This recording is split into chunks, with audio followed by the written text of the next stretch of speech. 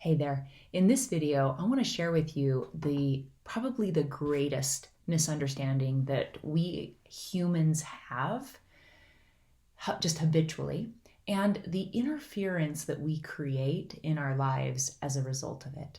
And this is kind of predicated upon this success equation as offered by Tim Galway. He wrote The Inner Game of Tennis. P minus I equals P.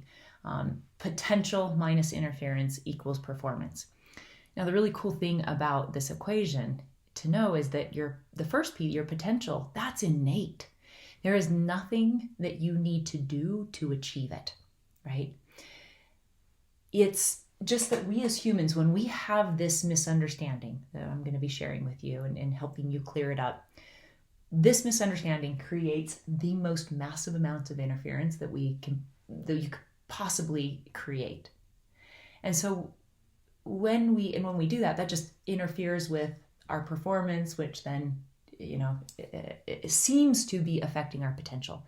And when we're experiencing all this interference, feels like we're not reaching our potential, then it appears to us like our potential is something we need to actually do more of to reach. And when we do this, we create even more interference. So let's talk about this misunderstanding. This misunderstanding is where our experience of life comes from.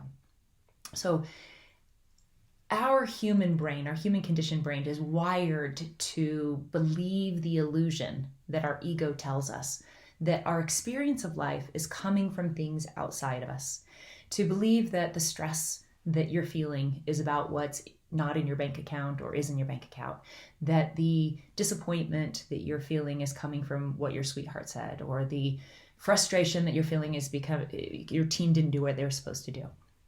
So that is how our human brain is wired to see things, to believe it. But that's simply not true. And the problem is when it appears to be that way to us, when that looks real, and when we believe that illusion to be real, then what we tend to do is we tend to look in the wrong direction for solutions. When we think that money is causing the stress, we tend to aggressively do whatever we need to do to get more money. But more money never solved anybody's money problems. It usually just created more stress because the stress that they were feeling didn't come from money in the first place. The frustration with the team, when we think that it's coming from that, we usually try to have more control of the team and make sure they do it right. But that usually causes them to mess up even more, right? It causes even more of that interference. So I want to help you clear up this misunderstanding, because when you see the truth about this, it really is like one of those truths that will set you free. That your experience of life is not coming from anything outside of you. Your experience of life is being created moment by moment through your thinking. Your thinking is the creative substance, that it's the creative energy, that the energy that we're all created from, this universal energy, this creative substance that everything in the universe is created from, it responds to thought moment by moment. So I want to share a story that I experienced not that long ago that really helped me insightfully see this truth. Because I had known this for years. I even taught it and preached it to some extent. But it wasn't until I saw beyond the words, beyond the concept of this, that when I saw it insightfully, that it made the difference for me. And so as I'm going to share a story, and my hope for you is that you see beyond the story, beyond the words that I'm using to share the story, to a feeling of truth. It's when you feel that truth that you're able to kind of change without changing. And the change that I'm talking about is to stop creating the interference. When you stop creating the interference, your performance just easily is going to help you reach your potential, the potential that's innate, that you need to do nothing to achieve. So for about the past 4 years, I have been waking up tired, and I had a lot of thinking about this. Here, people come to me to bounce out of bed. I'm vibrant living soul purpose coach, yogi. Like, I'm not supposed to be tired in the mornings, and I never was. But all of a sudden, I was just dragging every morning so tired. And I had a lot of insecurity about this. I was embarrassed and ashamed. And so I did what I, at the time, when I was not seeing this insightfully, I hadn't seen the truth of it. I would use my feelings to, if I was feeling something negative, I would assume that there was something wrong with me that needed to be fixed. So I would try to figure it out and I would attack it and try to fix it. Little did I know I was just creating more interference at the time. What I did is I did cleanses, drank celery juice, got my thyroid checked, started meditation, getting to bed early, stopped eating sugar. When that didn't work, I started eating sugar again. When that still didn't work, I just beat myself up even more for going back to eating sugar. I just was trying to attack the problem and nothing changed. I was always tired in the morning. It seemed to make sense logically that my, second son was 4 years old and just having 2 kids, that makes sense. It made sense logically, but I still didn't want to be tired in the morning. So as I started to see the truth about where our experience of life is coming from and beyond the concept of it to the knowing of it, I started to look at this differently.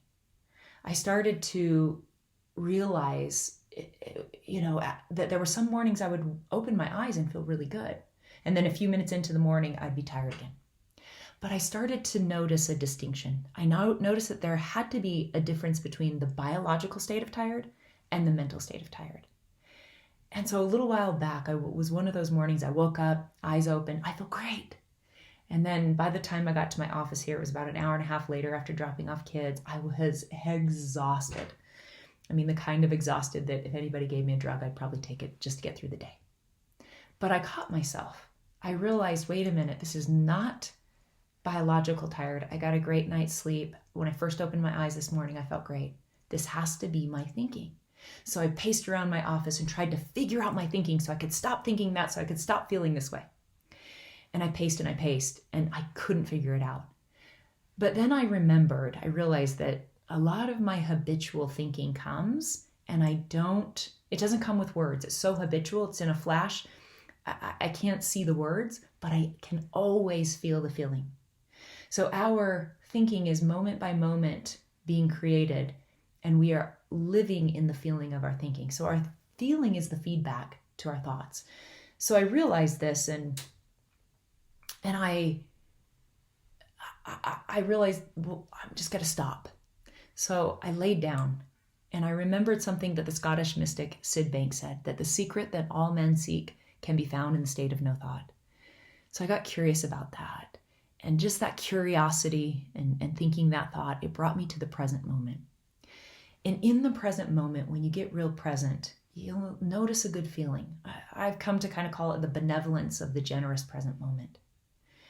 In that energy, as I found that, I started to feel that good feeling.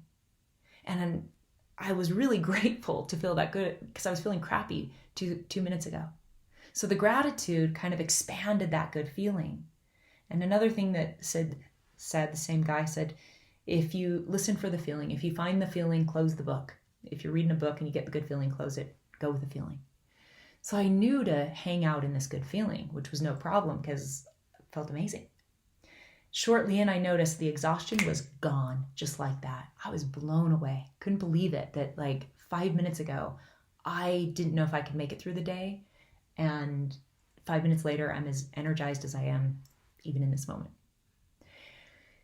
But I hung out there a little bit longer, and in that moment, in that space, in that benevolence, I got an insight. I saw clearly in a flash. I saw what was making me tired these 4 years. And inside of that feeling, that good feeling, I just chuckled at myself. What it was my self-righteousness. What it was is that the past 4 years, I've been trying to force my family to get this inside-out understanding because it bugs the shit out of me when they complain about each other. So here I was, and this is what just made me chuckle, is I am irritated at them for thinking that their irritation is caused by each other. But here I am thinking my irritation is being caused by them and getting frustrated about that. So I just chuckled at that. And what was really new for me is that I knew that there was nothing to do about it. But that wasn't a problem. And I knew I would do it again. That too wasn't a problem. And I had this new appreciation for the negative feeling, for the tiredness, because it was giving me the feedback to what I was doing. And I felt this almost sense of relief knowing that that feedback system was intact. So when I get self-righteous again, I will feel it. And I guarantee I'll be quicker at noticing it. And when I notice it, I'm not going to try to figure out my thinking, because that is, like Michael Neal says, analyzing your thinking is like trying to find the bottom of a hole you're digging. And I know better not to do that now. What I know also to do is when I'm in that negative feeling state is do not make any choices, don't make any strategies, don't do any plans, and stop all communication as soon as possible. Because anything you do from a revved up thinking state it's like Michael Neal says, it can't help and it might hurt.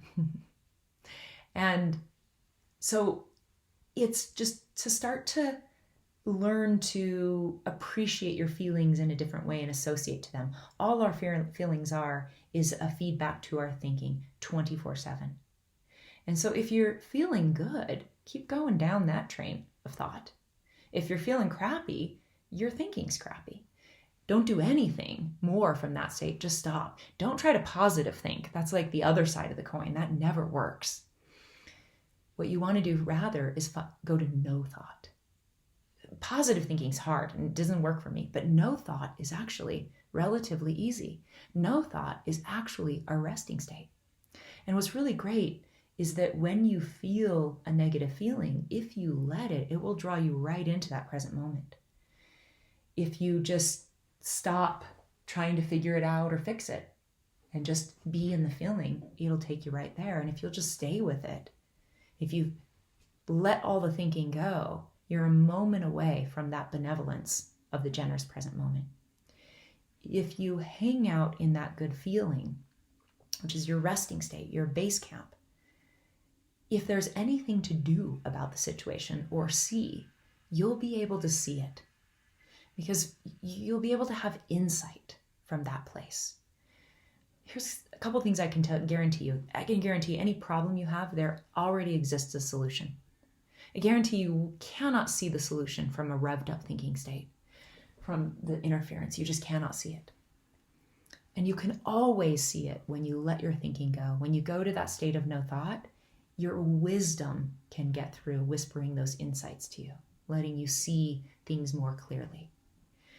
When you see from this higher ground, you gain perspective in a way that increases your consciousness, your understanding about the situation. And when you gain that perspective, you have a vantage point that you didn't have before. And when you make space for insights in this way, they'll naturally guide your life in such a benevolent direction. So I invite you to continue looking in this direction with an open mind and a sense of curiosity. I promise you that if you do, you will see more truth, because it's already always there.